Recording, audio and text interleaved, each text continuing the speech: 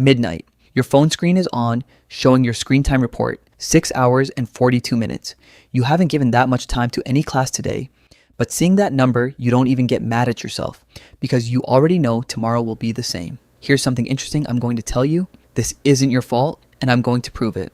But first, I need to tell you about an experiment nobody ever told you about. In the 1950s, a scientist implanted a tiny electrode into a rat's brain. He gave the rat a lever. Every time it pressed the lever, the pleasure region of its brain got stimulated. What do you think happened? The rat forgot to eat. It forgot it would die of thirst. It just kept pressing that lever for hours nonstop until it collapsed. Now I'm going to tell you why I just told you this, but first you need to admit something. The phone in your pocket. You're pressing that same lever thousands of times a day. You don't notice it because this time the lever isn't a button, it's a swipe. But here's the real question. What if the same mechanism worked while you were studying? That's exactly what we're going to do in this video. Honestly, nobody ever explained this to you properly. Teachers said, be disciplined. Parents said, put the phone down. But none of them explained why you can't put it down. Here's the truth. Your brain hates uncertainty. When you open a textbook, your brain runs a quick calculation. When will this end? How hard will it be? What do I get at the end? If even one of those 3 questions doesn't have a clear answer, your brain sounds an alarm. The same kind of tension you'd feel looking down from a tall cliff. And the only way your brain knows how to escape that tension is to shift your attention to something else. Apps like TikTok, Instagram, even YouTube Shorts never lose on this front. Everything is certain. The video tells you exactly how long it'll last. You don't know what you'll see, but the promise that something is about to happen is guaranteed. So your problem isn't laziness. Your problem is that you don't have a system for dealing with uncertainty. We're about to build that system. But first, let me tell you the most powerful technique you'll learn by the end of this video. I call it the 3-second rule. It's coming up shortly. The first thing you need to do is simple, but most people get it wrong. I'll study history today isn't a goal. It's a threat letter you're sending to your own brain. Instead, do this. Open whatever you need to study and picture the finish line. Not, I'll read chapter 3, but I'll read the first 4 pages of chapter 3, and when I'm done, I'll put my pen down on the desk. Why do you need to be this specific? Because once your brain pairs the moment of finishing with a physical action, the task is no longer vague. It's concrete, measurable, and your brain resists concrete things far less. This is where the 3-second rule comes in. Before starting any task, don't give yourself more than 3 seconds to think about it. The moment you start wondering, where should I even start? Am I ready? Your brain starts looking for an exit. Open the book, read the first line without thinking.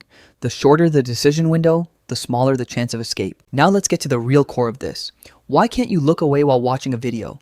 Because the video keeps feeding you a small dose of tension. What happens next?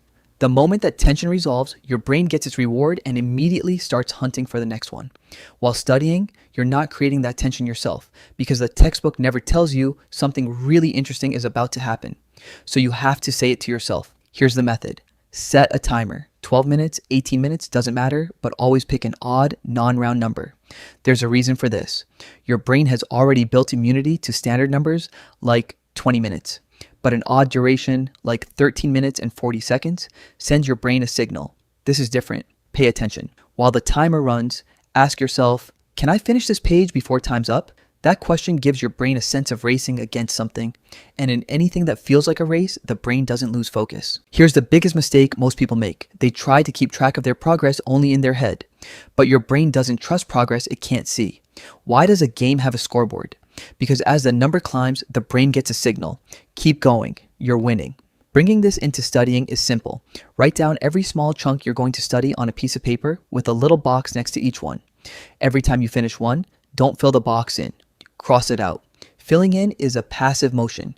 Crossing out is an active one. Your brain responds far more strongly to active motions. Once you've crossed out 3 boxes in a row, you'll notice something. Moving to the 4th feels far easier than starting the first one did. Because now there's momentum. And momentum is far more powerful than motivation. Motivation comes and goes, but momentum feeds itself. Now I'm going to tell you something you've probably never thought about. One reason people avoid studying is fear of failure. The thought, what if I don't understand this? What if I can't solve it? Triggers your brain's risk avoidance mechanism. There's no such risk with your phone. You watch a video and I didn't get it was never even a possibility. So set yourself this rule while studying. The first pass is never about being perfect. On the first pass, your only goal is to take a look. Understanding comes on the second pass.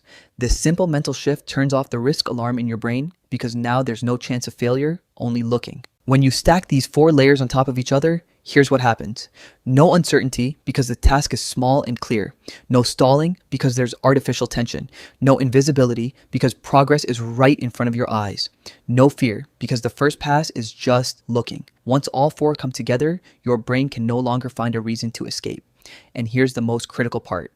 Doing this once isn't enough. For your brain to mark this loop as reliable, you need to repeat it for at least 9 to 10 days in a row. The first 3 days will feel hard, but that's normal because the old habit is still stronger. But after day 4, you'll notice something. Sitting down at your desk won't feel as heavy anymore. Now I want to ask you something, and I want to see your answer in the comments. After watching this video today, what's the first small task you're going to do? Don't close this without writing it down, because the moment you write it, this stops being just a video you watched. It becomes a promise you made, and your brain values the promises it writes for itself far more than the ones someone else tells it. Try this system and come back here in 10 days to tell me what changed. In the next video, I'll show you how to make these 4 layers even stronger.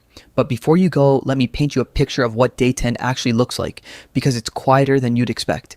And that's exactly the point. You won't suddenly love studying.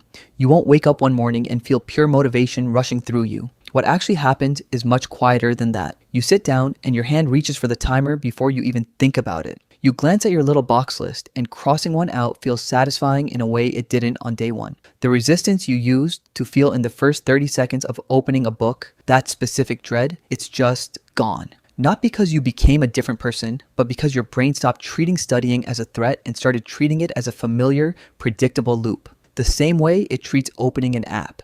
And once that switch happens, something interesting occurs. You start needing the phone less, not because you're fighting the urge, but because the thing you were running away from doesn't feel like something to run away from anymore now. I also want to warn you about something, because this is exactly where most people fail before they ever reach day 10.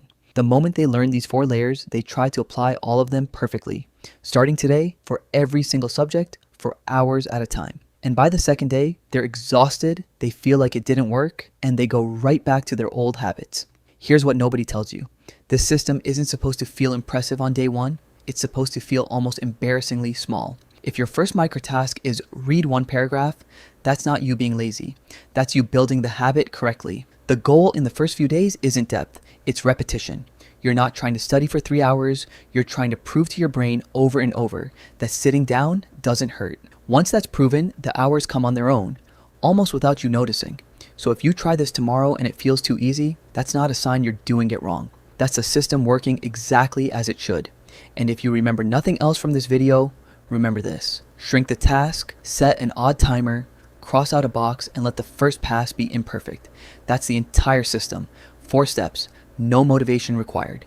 Try it for 10 days, not perfectly, just consistently. And come back here to tell me what changed, because I genuinely want to know. I'll see you in the next one.